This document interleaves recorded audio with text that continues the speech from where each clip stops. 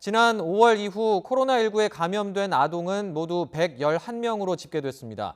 방역당국은 2학기 등교 수업을 위해서는 7월 말과 8월 초의 상황이 중요하다고 설명했습니다. 한영규 기자입니다. 제한적 등교가 이루어진 5월 이후 코로나19에 감염된 학령기 아동 확진자는 111명이었습니다. 초등학생이 47명으로 가장 많았고 중학생과 고등학생이 각각 23명, 유치원생도 18명 감염됐습니다.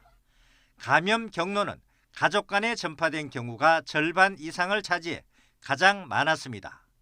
이 밖에 학원이나 PC방, 노래방 등에서 감염된 경우가 많았습니다. 대전의 초등학생 1명은 교내에서 감염된 것으로 파악됐습니다. 비록 예전의 일상과는 비교하기 어려운 제한된 등교 수업이었지만 그 어떤 시설보다도 방역 원칙을 철저하게 잘 지켜서 코로나 유행 시기임에도 불구하고 1학기 수업을 이어갈 수 있었다라고 생각합니다.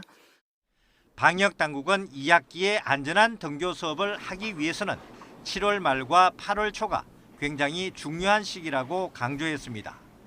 방학과 휴가철이 겹쳐 5월 초 황금 연휴 때처럼 코로나19가 다시 확산할 위험성이 크기 때문입니다. 방학 기간에는 학원에 있는 시간이 늘고 PC방, 노래방 등 다중이용 시설 이용이 증가하여 방역 사각지대가 발생할 우려가 있습니다. 코로나19를 예방하고 안전한 방학을 보내기 위해 대중교통을 이용하거나 학원 등 실내에서는 마스크 착용하기, 손 소독제 사용과 손 씻기, 사람 간 2m 이상 거리 두기 등을 실천해 달라고 요청했습니다.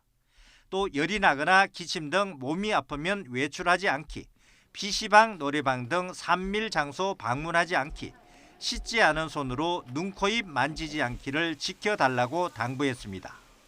YTN 한영규입니다.